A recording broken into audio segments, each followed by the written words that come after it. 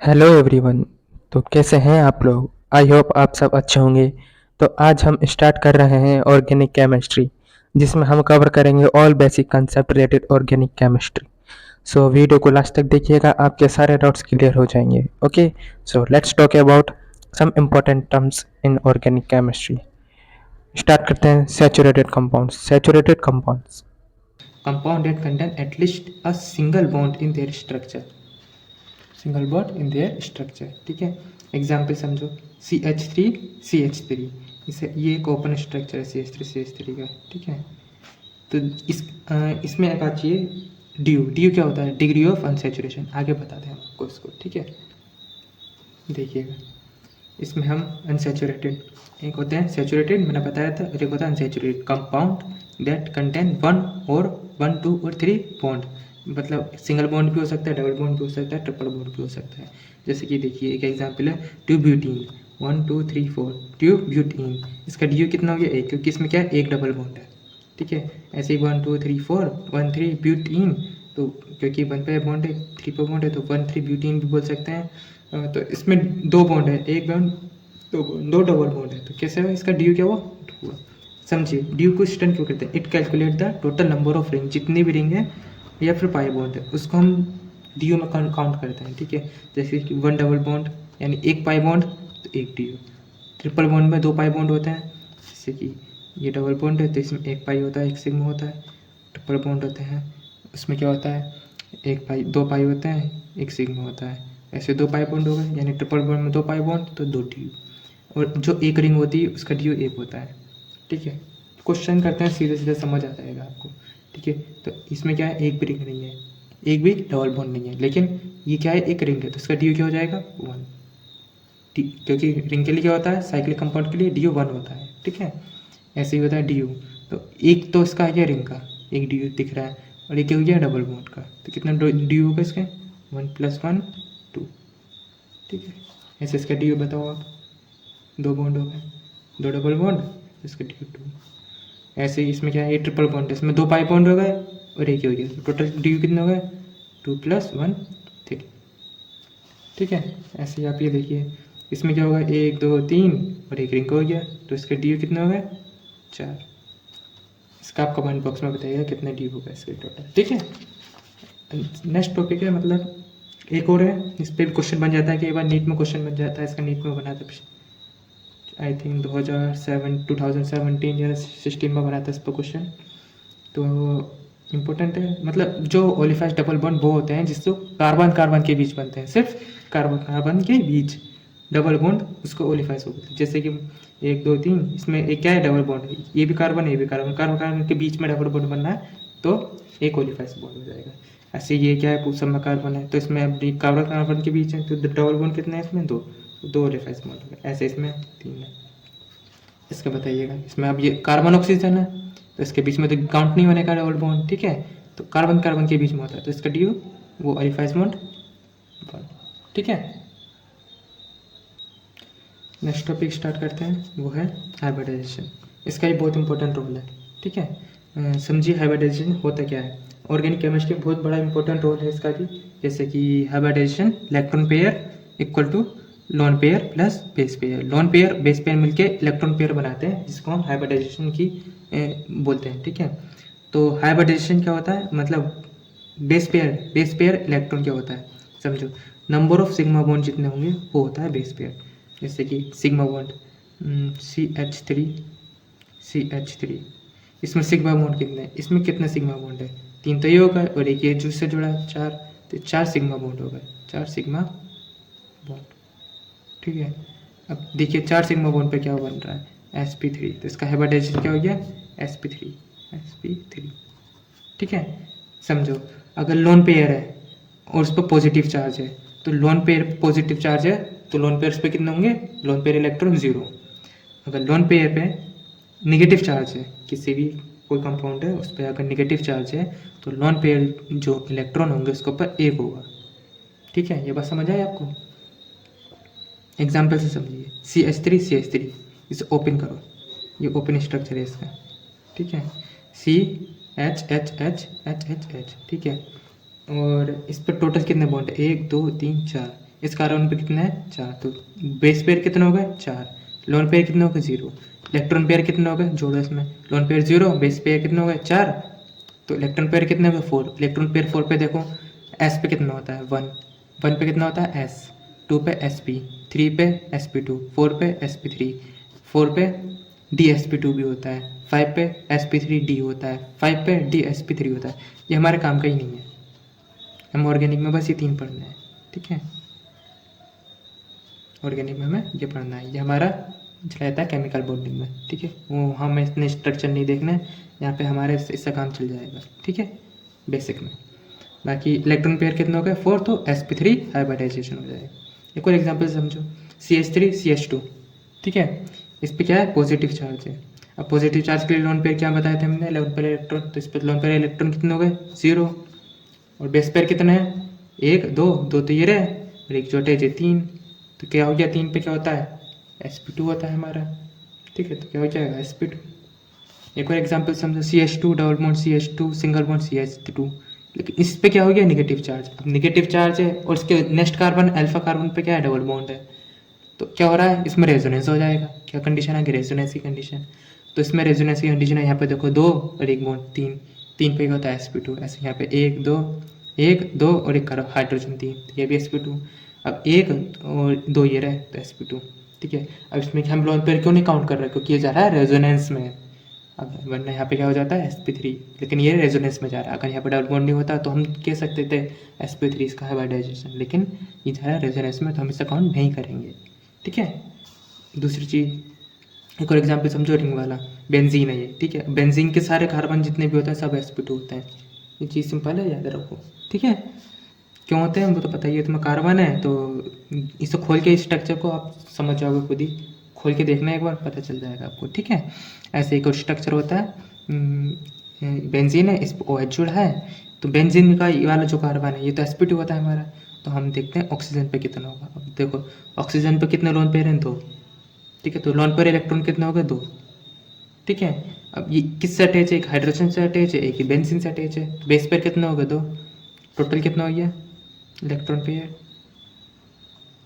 4, 4 पे क्या होता है sp3, देखो 4 पे क्या होता है sp3, तो ये ऑक्सीजन कैसा हो गया sp3 हाइब्रिडाइज, ठीक है। अब समझिए डिग्री, डिग्री क्या होती है 1 डिग्री 2 डिग्री 3 डिग्री। 1 डिग्री क्या बोलते हैं प्राइमरी, सेकेंडरी, टर्शरी, सुना होगा कभी, primary structure, secondary structure, tertiary structure. तो कैसे होता है, जैसे कार्बन के कार्बन के एक साइड कोई आर ग्रुप, कोई फंक्शनल ग्रुप जो है तो 1 डिग्री। अगर दो फंक्शनल ग्रुप जुड़े हैं, कोई भी ग्रुप आर ग्रुप जुड़े हैं तो उन्हें 2 डिग्री, ऐसे 3 जुड़े हैं तो 3 डिग्री, 4 जुड़े हैं तो 4 डिग्री, ठीक है। डिग्री इंपॉर्टेंट है क्योंकि इस पर क्वेश्चन हर बार बन ही जाता है, एक आध एक CBSE में काफ़ी क्वेश्चन बनता है इससे। NCERT आप खोलोगे तो पता चलेगा आपको, ठीक है। 1 डिग्री 2 डिग्री 3 डिग्री क्या करना है, हमें बताना है कि ये जो स्ट्रक्चर है हमारा इसमें कितना डिग्री है, कितना डिग्री कार्बन है और कितना डिग्री हाइड्रोजन है, ये समझो। जैसे कि ये कितना है 1 डिग्री, ठीक है, तो 1 डिग्री हाइड्रोजन कार्बन देखते हैं पहले, 1 2 3 4 5 6, ये कितना है सब सिंगल है, 1 2 3 4 5 6, कितना है 6, तो 6 डिग्री वो 1 डिग्री कार्बन कितना है 6, ठीक है, ठीक है। बाकी जो 2 डिग्री कार्बन है वो कितने हैं 1 2 3, ये तो 2 डिग्री नहीं है, 1 2 3 ये भी नहीं है, ये भी नहीं है, ये भी नहीं है, ये भी नहीं, तो 2 डिग्री वाले तो कितने हो गए सिर्फ कोई है ही नहीं। 3 डिग्री वाले देखते हैं, 1 2 3, ये 3 बॉन्ड से जुड़ा है ये वाला कार्बन, तो एक तो ये हो गया, और ये वाला कार्बन भी 1 2 3 से जुड़ा है तो ये हो गया, तो कितने हो गए 3 डिग्री 2 हो गए। 4 डिग्री वाले देखते हैं, वाला कार्बन बचा सिंगल एक है ना जो 4 बॉन्ड से जुड़ा है, तो एक, ठीक है। सारे कार्बन हो गए। अब हम हाइड्रोजन गिन लेते हैं कि 1 डिग्री 2 डिग्री 3 डिग्री 4 डिग्री कौन सा कार्बन हाइड्रोजन है।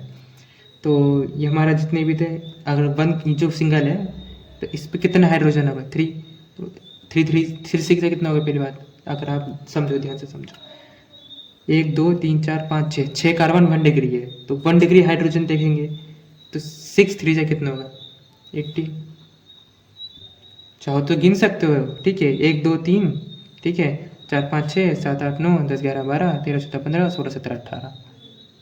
ठीक है, ऐसे 2 डिग्री है, 2 डिग्री वाले तो थे ही नहीं, तो कितने हो जाएंगे 0 हाइड्रोजन। अब 3 डिग्री वाले गिन लेते हैं, कितने 1 2, कितने 2 थे तो कितने हो जाएंगे, ये हो जाएंगे। ठीक है, अब 4 डिग्री पे हाइड्रोजन गिनना है। ठीक है, बताओ 4 डिग्री पे कितने हो जाएंगे। 4 डिग्री कार्बन में कितना हाइड्रोजन है, एक भी नहीं है, 0, तो 0 हो गया। ठीक है, ठीक है, 6, 2 डिग्री पे 0, 3 डिग्री पे 2, 4 डिग्री पे 1, कार्बन पर 1 हाइड्रोजन, 18 हो जाएंगे, 0 2 और 4। ठीक है, चेन ऑफ कार्बन। ठीक है, अब चेन चेन कैसी होती है, कार्बन कार्बन की चेन होती है ना। अगर उससे कोई एक ग्रुप जोड़ देते हैं, कुछ भी फंक्शनल ग्रुप जोड़ सकते हैं, कोई सा भी ग्रुप। ठीक है, तो उसके बगल वाला जो कार्बन होगा वो अल्फा कार्बन होता है, उसके बगल वाला बीटा, उसके बगल वाला गामा, उसके बगल वाला डेल्टा, उसके बगल वाला सिग्मा। ठीक है, तो जैसे कि कोई भी पॉजिटिव कार्बन जुड़ जाता है, उसके बगल वाला अल्फा बोलेंगे। डबल बॉन्ड के बगल वाला अल्फा होगा, उसके बगल वाला जो है उसका जो वो होगा, जुड़ा होगा, अटैच होगा, उसको बोलेंगे बीटा। ठीक है, तो कुछ क्वेश्चन समझो कि अल्फा हाइड्रोजन कैसे पहचानते हैं। ठीक है, जैसे कि डबल बॉन्ड था ना ये, इसके बगल वाला कार्बन अल्फा कार्बन, तो उसके बगल वाला कार्बन हाइड्रोजन क्या होगा, तो अल्फा हाइड्रोजन होगा। ठीक है, ऐसे इसके बगल वाला क्या होगा, अल्फा बीटा कार्बन, और हाइड्रोजन क्या होगा, बीटा हाइड्रोजन। ठीक है, तो इसमें पूछा है हाउ मेनी अल्फा हाइड्रोजन। ठीक है, बताइए, तो इसमें कैसे पहचानेंगे हम, कैसे पहचानेंगे बताइए। जैसे कि डबल बॉन्ड है, मैंने क्या कहा था, डबल बॉन्ड के बगल वाले जो कार्बन होंगे वो कैसे होंगे, अल्फा कार्बन। अब इसमें पूछा अल्फा हाइड्रोजन, तो डबल बॉन्ड के बगल वाले जितने भी होंगे वो होंगे अल्फा हाइड्रोजन। ठीक है, तो ये डबल बॉन्ड है, आप इस समझिए। जैसे कि एग्जाम्पल देता हूँ मैं यहाँ पे आपको। ठीक है, CH3 double bond CH3 double single bond CH। ठीक है, उसके बगल में CH3, CH3 होगा, CH2 ठीक है, अब ये क्या है, डबल बॉन्ड, इसके बगल वाला क्या होगा, अल्फा, इसके बगल वाला क्या होगा, अल्फा। तो इस पे कितना हाइड्रोजन है, 3, इस पे कितना हाइड्रोजन है, 3, तो टोटल कितने हो गए, अल्फा एच, 6 अल्फा एच। ठीक है, ऐसे इसमें समझो। तो इसका क्या होगा, इसमें कितने हाइड्रोजन, 1 2 3 4, इस कार्बन पे 2 हाइड्रोजन इधर, 2 हाइड्रोजन इधर, टोटल कितना हाइड्रोजन हो गए, 4 हाइड्रोजन, 4 अल्फा एच। ठीक है, ऐसे ये है, ये क्या है, ये सब सिंगल हाइड्रोजन में कार्बन, ये एक कार्बन है। ठीक है, तो कार्बन ये भी कार्बन, कैसे होगा, CH3 तो इस पर कितने हो गए, 3 3 बजे 3 2 6 7 8 9 10, टोटल कितने हो गए, 10 अल्फा एच। ठीक है, ऐसे इसका बताओ, डबल बॉन्ड है, ये भी क्या है, ये सिंगल नहीं है, ये कार्बन है, ये भी कार्बन है। ठीक है, तो इस कार्बन पे कितने होंगे, कार्बन पे कितने होंगे, CH3 ठीक है, तो कितने हो गए, 3 1 3 2 6 अल्फा एच। ठीक है, ऐसे ही हो गया। इसमें बताओ कितने होंगे, कमेंट में बताना इसका आंसर कितना है, कितने अल्फा एच होंगे इसमें, इसका बताओ। चलो इसका मैं बता देता हूँ, इसके बगल वाला, इसके बगल वाला, इसके बगल, इसके बगल, तो इसमें कितने, 2, इसमें 2, इसमें 2, इसमें 2, टोटल कितने हो गए, 8 अल्फा एच। ठीक है, ऐसे ही हो गया। अब इसमें बताइए कितने होगा इसमें, ये इसी में ही आएगा। ठीक है, ये वाला क्वेश्चन ये ही हो गया। ठीक है, समझिए, तो कितने होगा इसमें, 6 अल्फा एच। ठीक है, इसके भी बता देते हैं, 1 2, अब ये कार्बन है, ये भी कार्बन है, ये भी कार्बन है, ये भी कार्बन है। अब ये क्या है, हमारा डबल बॉन्ड, इसके बगल वाले कितने हो गए, 3 1 3 3 6 3 3 9 3 4 12, तो टोटल कितने हो गए, 12 अल्फा एच। ठीक है, बस बेसिक कंसेप्ट में ये आता है। कल से स्टार्ट करेंगे IUPAC। ठीक है, और फिर हम जाएंगे IUPAC के बाद डिटेल में पढ़ेंगे, जितना ही पढ़ेंगे IUPAC। फिर पढ़ेंगे हम आइसोमर, इसके बाद फिर हम स्टार्ट कर देंगे अपना जीओसी। ठीक है, जितना भी हमारा मैकेनिज़्म है सब अच्छे से पढ़ेंगे डिटेल में। ठीक है, जितने ही मैकेनिज़्म सब डिटेल में पढ़ेंगे अच्छे से, बिल्कुल। और उसके बाद फिर अपना चैप्टर स्टार्ट कर देंगे halo alkane and hello alkene.